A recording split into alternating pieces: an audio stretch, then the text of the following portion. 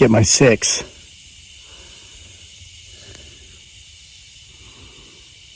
Because when I made a video out here just a few days ago from this exact location, we had all kinds of crazy going on back there behind us, about 40 yards back, I think.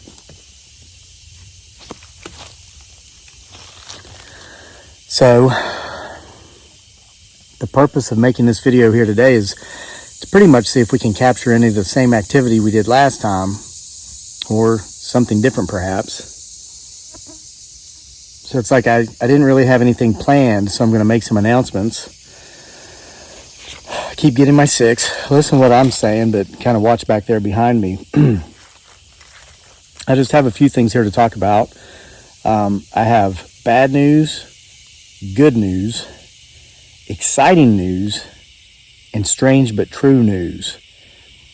More evidence that the universe works in mysterious ways. So, the bad news first. I tried to sell my house the other day because potentially it's haunted. Potentially the land we're on here is haunted. So I went into town the day I bought this new hat. Isn't this nice? It's only like the second time I've worn it. And I tried to sell my house for $1 million. That's way over fair market value for my house and property.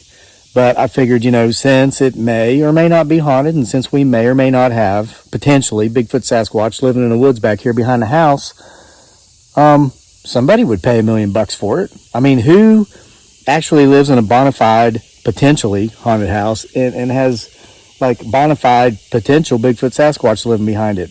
I don't think anybody except me. I mean, there's probably others, they just may or may not know it. But, so the people I talked to in the real estate industry, they thought I was joking. They kept asking me if I was crazy, and I was like, well, yeah, I mean, I am. They call me Crazy Lake. It's so funny. The strange but true news at the end of this, trust me, there's been people qualified to state that I am crazy, have stated I am crazy. So anyway, it was a no-go. They wouldn't take the listing. So I'm like, how can you not? I know you guys get like 6%. That's like $60,000. Even if another... the buyer's represented by another agent, that's still $30,000 for your guy or your girl. But they thought it was a joke. I tried to get video of it, but they wouldn't let me. So that's the bad news. The good news, I guess the good news is I'm going to be keeping my house longer. But there's more good news than that. And this also will tie in with the strange but true news here later. As of this morning, my editor has in his possession the unedited by him version of the Halloween anthology that I have been breaking my back on writing these last few months. And actually some of these stories I've been collecting for about, I think 10 years. I've said 7, but I really think 10. And I was reminded of that time frame today with this strange but true news. So I actually, I didn't make a video yesterday because yesterday, all day I worked on that thing. 5th draft of every story. Well, I mean, I didn't do them all yesterday, but I started my 5th draft, I don't know, a couple weeks ago. Made it through all of them, all 31 stories, some of which are 5,000 words long. It's an epic saga being told in 31 parts, and it is going to fill a void that has never been filled, and you're going to see exactly what I mean soon, very soon.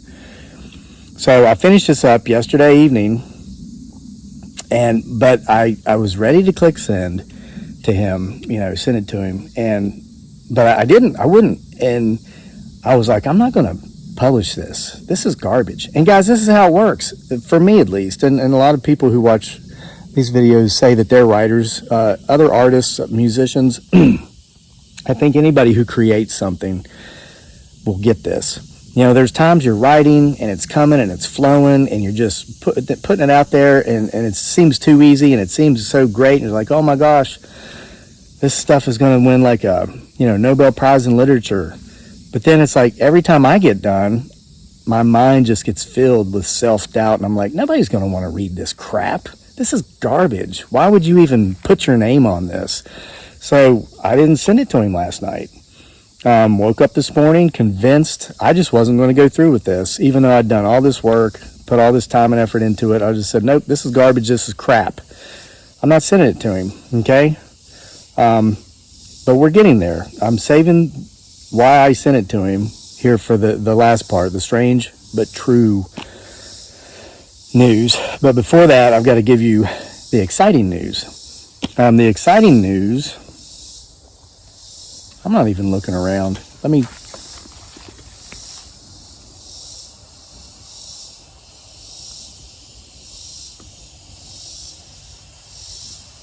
think I just heard something. I'm not really sensing anything today. And the other day, I couldn't see anything with my naked eyes, but I was...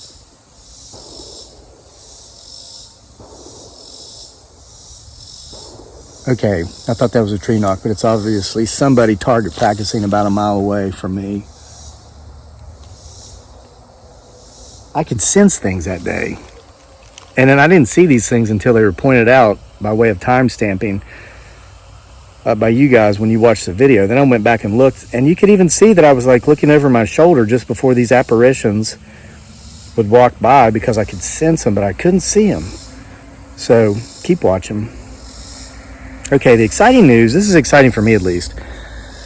I've been writing since I was a child. I mean, it started out with me writing short stories and illustrating them, on paper, and taping them on my bedroom door and making the people in my house go read them. And I would stand there to make sure they actually read the things. Then, of course, I wrote for the school paper in high school, college, started publishing short stories and poetry and journals in college. Went on, published my first book probably 10 years ago, and it wasn't that good. They got better.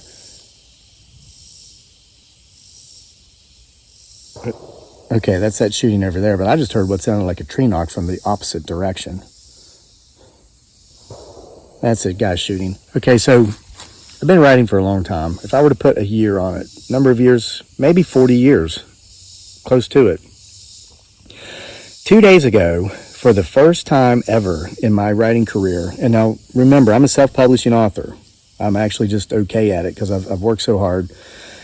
But for the first time ever, 2 days ago, 2 of my books were sold from a brick and mortar bookstore, like the kind of bookstores in the mall or down at the shopping plaza that you have to actually walk in.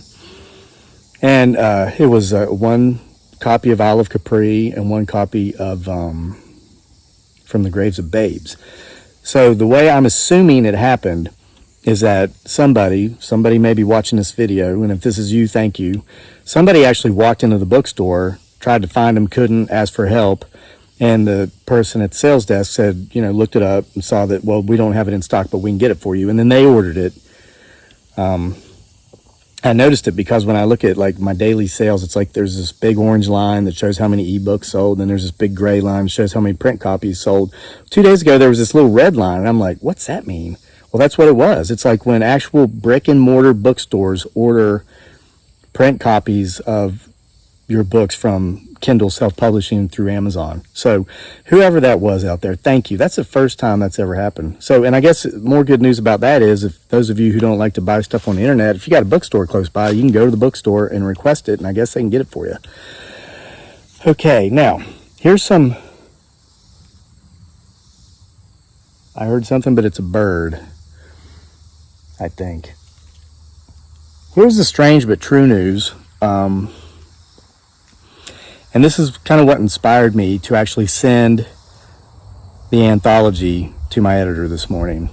After I read something from somebody, after I went on my bike ride and thought about things I should say today, but then decided not to. And then after I read something very inspirational, and just a little book of inspirational quotes I read every morning before I start my day usually, but this time I didn't read it until after I'd done my bike ride.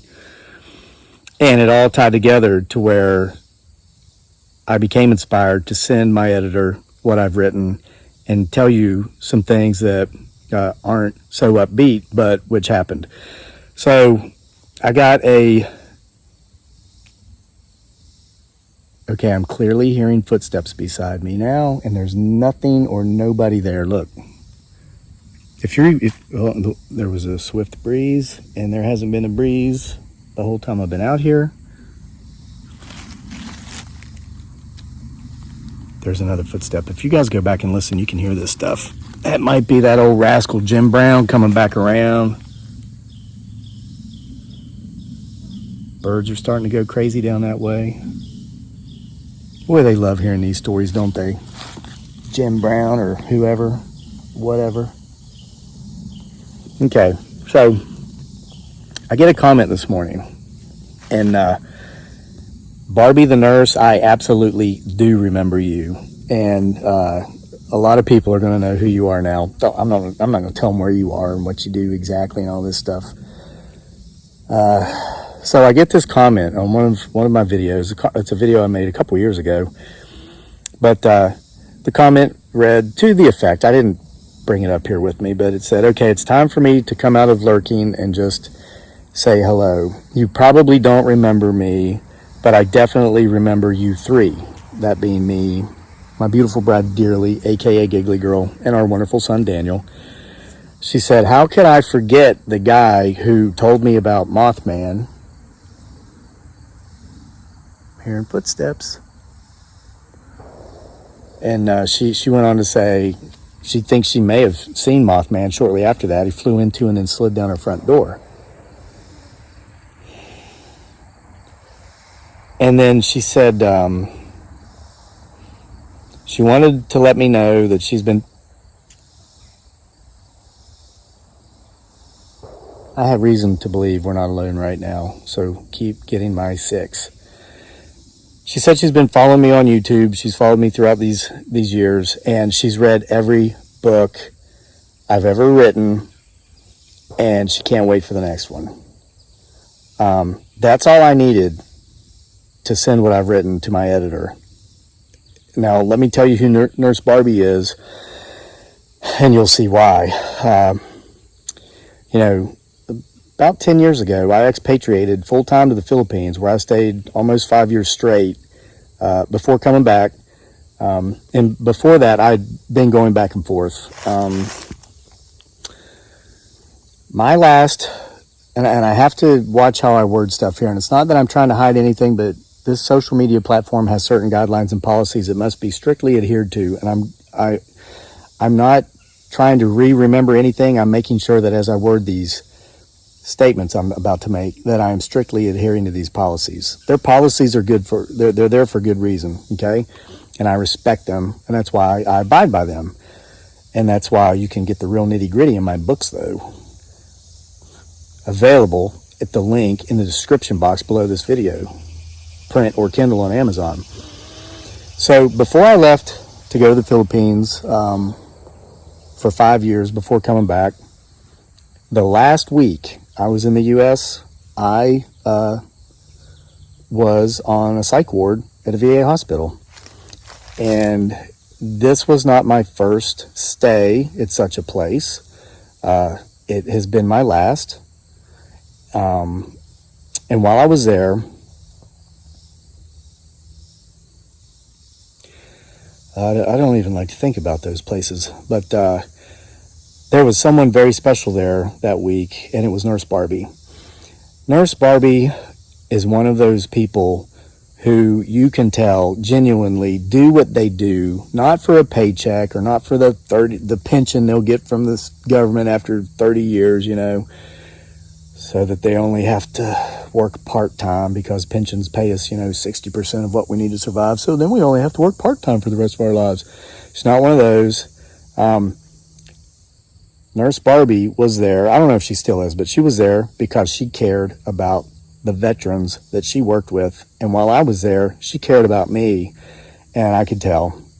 And it wasn't in any sort of inappropriate way. Oh, she liked you because you're easy on the eyes. No, nothing like that. She genuinely cared about every patient on that ward. And the first time I met her, she was just asking me about myself, and I was telling her, and she's like, what kind of work do you do? I'm like, well, I'm a writer, done this, done that. But I was having some really difficult times, very difficult times. It was a low point of my life. And So the next day she comes in, she's all excited, and I guess she Googled me. She found out that it was true. And at that time, I think I might have already written From the Graves of Babes. I might be a little bit confused. Yeah, it might have been 2011. I'm confused. I mean, with the exact dates, but it's been almost 10 years. And so she ordered the book, and I can't remember if she read the e-version or I don't know, but she was excited to talk to me. She saw that I wasn't, blowing smoke about being a writer and all this stuff. And so for that week I was there, we spent a lot of time talking, and I shared with her many of the rough things I was going through. And I wasn't going to tell you guys any of this stuff today, but I'm going to, because what is today? August 28th? When I came home, I thought about all the things I was going through on my bike ride, and it brought me to tears, some of it. It's stuff I just hadn't thought of in years until I got this message from Nurse Barbie. And I thought, I should tell some of this stuff in the video today, because there might be somebody out there who's going through a similar situation, and maybe just with them seeing that I made it through all that and I'm here today, the fact that I'm just here, maybe that'll help them. And I thought, nope, keep that stuff private. But anyway, I broke out my book, and today's the title of today's reading is Lightening the Burden. It says, showing others who suffer how we were given help is the very thing which makes life seem so worthwhile to us. Our dark past is the key to life and happiness for others. And I thought, wow, this all is just tying in together. Here I needed a push. I needed a shove to get me past my self-doubt that I was going through about how what I've just spent so much time and effort on writing is crap, but it's probably not. That shove came by way of a nurse that was very special in my life almost 10 years ago, who I shared things with that I've shared with no one. And then my inspirational reading is telling me that maybe I should share some of these things with someone. So here's and this is staying within the guidelines and policies. What I'll tell you is this. I'd not been home from Iraq for long. The first 6 months after coming home from Iraq, I spent in an Army hospital in a very similar place to this place, but out at Fort Lewis. It's now called Joint Base Lewis McChord, I think. And came back during the Great Recession. Couldn't get a job, had no money, was hooked on so much junk that I'd gotten at the Army hospital through the VA. I mean, my bedroom looked like a pharmacy, and they were mailing it to me. Didn't even have to go in for refills.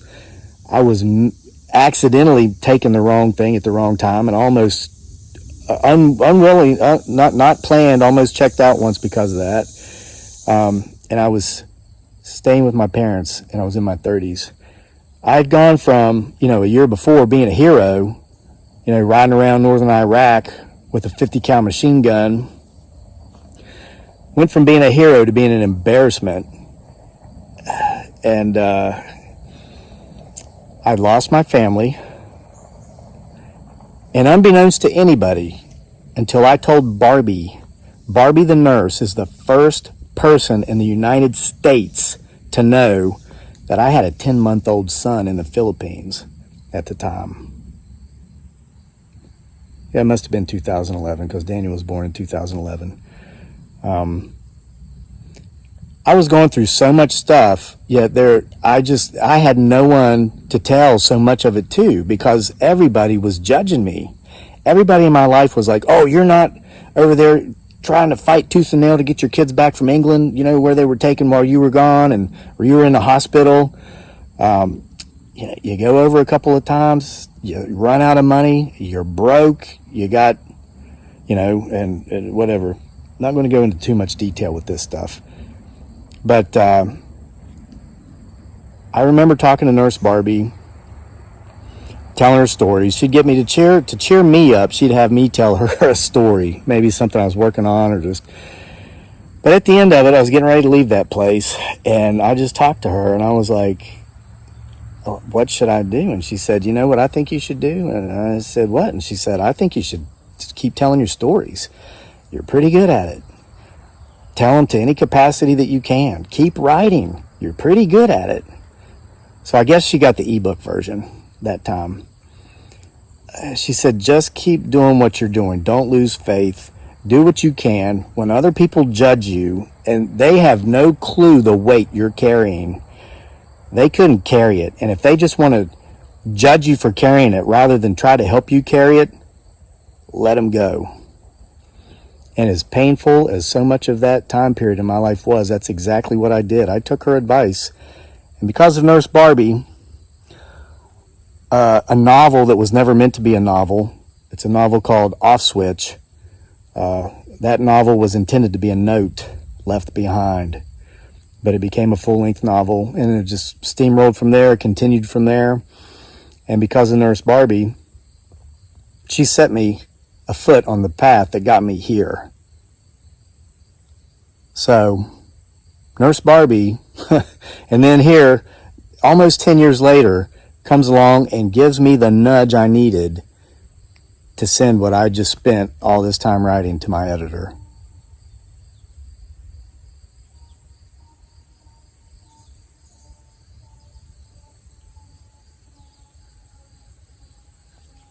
Sounds like our audience back here is pleased. So, guys, I'll keep you updated when I hear back from the editor and I have any reasonable idea as far as when this thing's actually going to be available in print and Kindle. It should be soon because I'm thorough. I go through 5 drafts and I don't push work I should do off to an editor. I do it myself, so it's not going to be long. Thanks for being here for another episode of Homesteading Off the Grid, the PBSS, Potential Bigfoot Sasquatch Show, Potential Paranormal, whatever. And, I know there's a lot of TMI, but if there's anybody out there who gets a little bit of help or gets a little bit uplifted today from where you were, is worth it, okay? So everybody have a great day. Have a great weekend. See you again soon.